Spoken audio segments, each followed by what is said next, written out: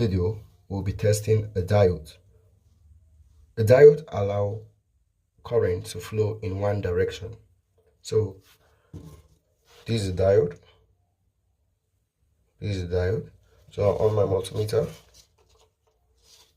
see the symbol for diode on it. Diode.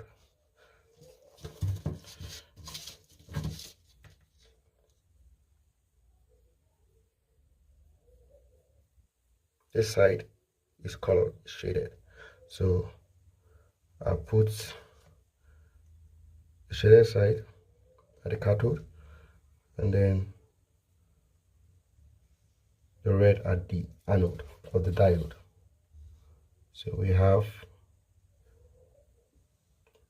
5.77. When you turn it, you're supposed to get 1. It doesn't read. You see, it allows the current to flow only in one direction. On the other side, it blocks it.